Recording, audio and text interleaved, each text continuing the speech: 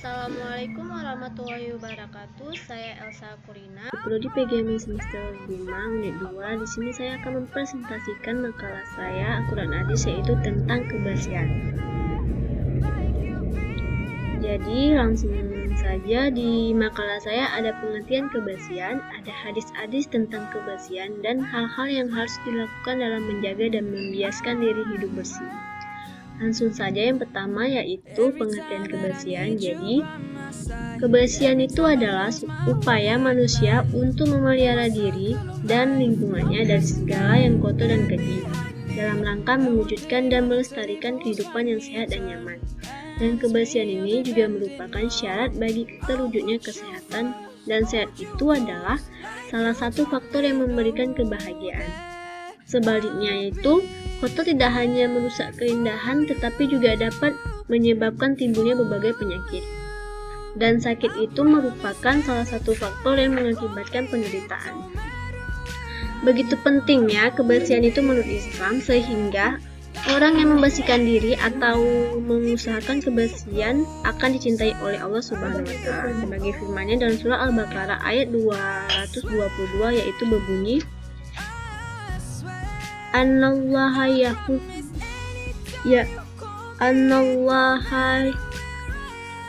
yuhibbut tawwabina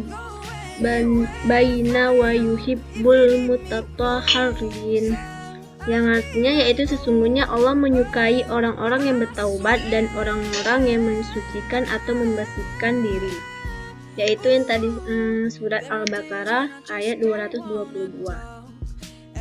Dan kebersihan itu bersumber dari imam dan merupakan bagian dari imam. Dengan demikian, kebersihan dalam Islam mempunyai aspek ibadah dan aspek moral, dan karena itu sering juga dipakai kata bersuci sebagai padaan kata membersihkan atau melakukan kebersihan.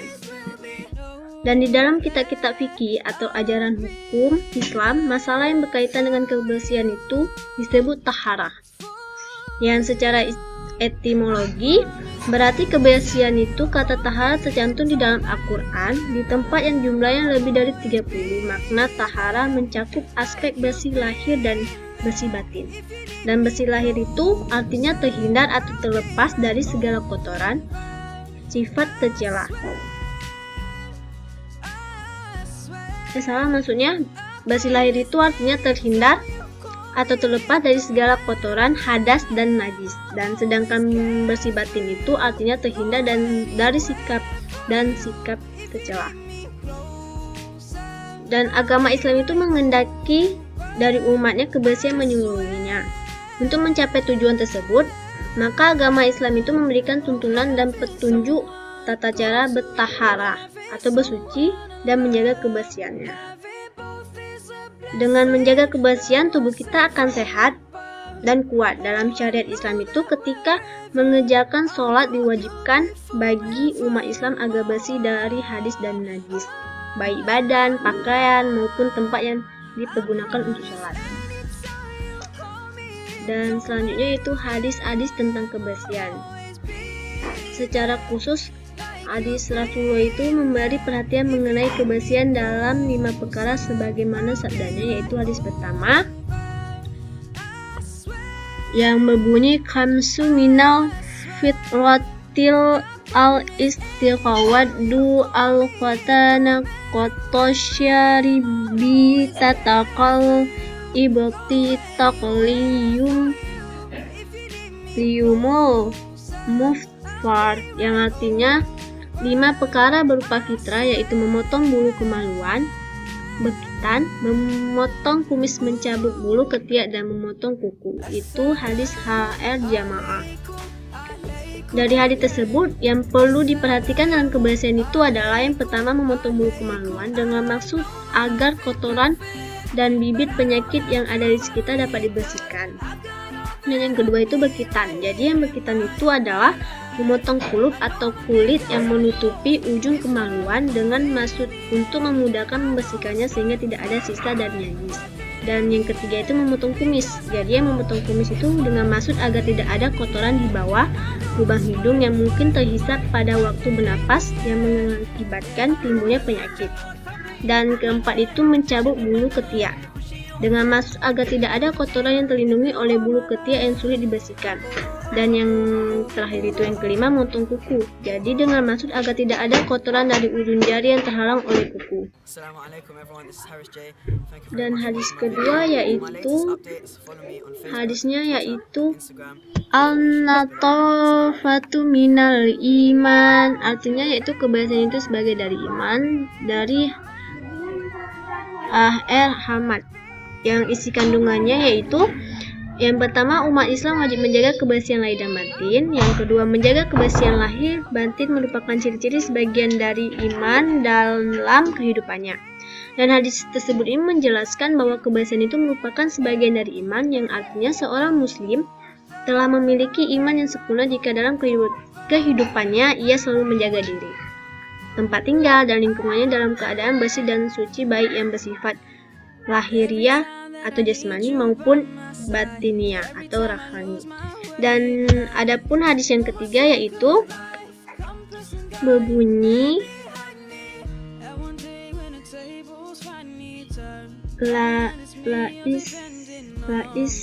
mun natifu futanatfu fannifu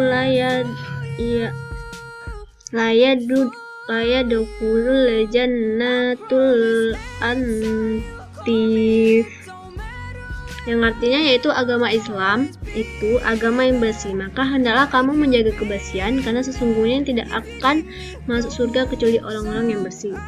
Dan isi kandungannya yaitu yang pertama, bahwasannya Allah Subhanahu wa Ta'ala adalah zat yang baik, bersih, mulia, dan bagus, karena Allah menyukai hal-hal demikian. Dan yang kedua, agama Islam itu adalah agama yang lurus dan bersih dari ajaran kesesatan. Dan ketiga, agama Islam itu adalah agama yang bersih atau suci, karena agama Islam mencintai kebersihan. Dan keempat, umat Islam hukumnya wajib menjaga kebersihan lahir dan batinnya. Dan hadis tersebut menjelaskan bahwa agama Islam adalah agama yang suci. Untuk itu umat Islam harus menjaga kebersihan, baik kebersihan jasmani maupun rohani. Dan orang yang selalu bersih dan suci mengindikasikan bahwa ia telah melaksanakan sebagai dari perintah agama dan akan memperoleh fasilitas berupa surga di akhirat kelak. Jadi yang ketiga ada hal-hal yang harus dilakukan dalam menjaga dan membiasakan diri hidup bersih. Jadi dalam menjaga kehidupan bersih itu ada kebersihan lahiriah dan kebersihan batinnya. Dalam kebersihan lahiriah itu ada kebersihan badan, kebersihan pakaian, kebersihan makanan, tempat tinggal, tempat ibadah, tempat belajar, tempat umum atau lingkungan sekitar. Dan kebersihan badan itu yang meliputi dari kulit, rambut, kuku, mulut, gigi, dan telinga. Agar kulit menjadi bersih dan sehat, maka kita bersihkan dengan cara mandi minimal 2 kali sehari. Dan kalau mulut yang di dalamnya juga terdapat gigi yang tidak boleh luput dari perhatian kita untuk selalu dibersihkan dengan cara berkumur dan menggosok gigi. Dan adapun kebersihan pakaian itu yaitu pakaian merupakan kebutuhan pokok manusia yang mempunyai fungsi sebagai penutupan aurat dan pelindung tubuh dari panas dan dinginnya udara. Karena pakaian itu selalu melekat pada tubuh kita, maka kebersihan pakaian harus kita jaga baik dari najis maupun kotoran lainnya dengan cara dicuci dengan air yang suci dan mensucikan. Apalagi pakaian yang dipakai untuk beribadah kepada Allah Subhanahu wa Ta'ala harus suci dari najis. Dan yang ketiga itu juga ada kebersihan makanan. Jadi salah satu ciri makhluk hidup ialah memerlukan makanan dan minuman. Agar makanan dan minuman yang kita konsumsi dapat memberikan manfaat bagi tubuh, maka harus diperhatikan tentang kebersihannya baik secara lahir maupun hakikat. Dan secara lahir itu sebelum diolah dan dikonsumsi bahan makanan itu harus dibersihkan terlebih dahulu. Dan secara hakikat kita harus memperhatikan tentang halal dan tidaknya asal atau sumber makanan tersebut. Dan tempat tinggal itu, rumah atau tempat tinggal merupakan kebutuhan pokok bagi setiap orang, dan agar kita merasa nyaman ada di dalamnya, maka rumah harus dijaga dan dirawat, yaitu sebagai berikut. Yang pertama, setiap pagi hari pintu dari jendela hendaknya dibuka agar menjadi sirkulasi udara. Yang kedua, kaca-kaca pada jendela dibersihkan agar dari debu dan kotoran lainnya. Dan ketiga, Lantai dan teras rumah selalu disapu dan dipel sehingga terbebas dari kuman penyakit. Dan kelima, yaitu agar rumah terlihat rindang dan alami, maka dapat ditanami pohon, penedu, dan tanaman hias. Dan yang adapun tempat ibadah, jadi Allah Subhanahu wa Ta'ala menciptakan manusia tidak lain adalah untuk beribadah kepadanya. Dan ketentuan beribadah kepada Allah telah dicontohkan lewat para utusannya, yaitu para nabi atau rasul, baik yang menyangkut tentang tata cara maupun yang berhubungan dengan tempatnya. Dan mengingat yang kita sembah adalah zat yang maha suci, maka tempatnya yaitu masjid, musola yang kita gunakan untuk beribadah harus dijaga kesucian dan najis. Dan selanjutnya tempat belajar. Sekolah sebagai tempat belajar dan mengajar harus mendapatkan perhatian yang serius tentang kebersihan, kenyamanan, dan keindahan untuk proses pembelajaran. Karena apa? Karena kelas yang bersih dan indah akan menjadikan kegiatan pembelajaran menjadi nyaman. Sebaliknya, jika kondisi kelas dalam keadaan kotor, akan mengganggu kenyamanan dan kurang konsentrasi dalam belajar. Dan selanjutnya itu ada tempat umum atau lingkungan sekitar. Jadi, tempat umum itu yang melayani kepentingan masyarakat seperti rumah sakit, kantor perbankan, terminal bus, stasiun kereta api, dan sebagainya. Dan juga harus mendapatkan perhatian yang serius tentang masalah kebersihannya. Dan untuk mewujudkan semua itu, maka upaya dilakukan yaitu yang pertama menganggap tenaga khusus yang mengurus kebersihan, dan yang kedua memasang papan peringatan yang tertuliskan, yang ketiga dan menjaga dan membersihkan itu sehat dan indah. Dan yang kedua yaitu kebersihan batinnya, dan hati yang dipenuhi dengan niat dan pikiran yang buruk akan melahirkan sikap dan perbuatan yang buruk. Untuk menjaganya kebersihan itu, kita harus selalu mengingatkan Allah Subhanahu wa Ta'ala dan rajin berdoa kepadanya.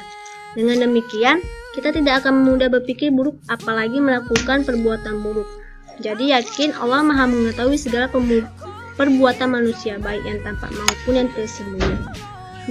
Dan adapun juga cara yang dapat dilakukan untuk menghilangkan sifat-sifat tersebut, yaitu pertama bertaubat dengan sungguh-sungguh kepada Allah Subhanahu wa Ta'ala, yang kedua membaca istighfar, yang ketiga menyesali perbuatannya dan berjanji tidak akan mengulangi lagi perbuatan yang buruk, dan keempat berusaha mengganti dengan perbuatan-perbuatan yang baik dan terpuji. Sekian dari presentasi saya, lebih dan kurang saya mohon maaf. Wabillahi taufiq wal hidayah. Wassalamualaikum warahmatullahi wabarakatuh.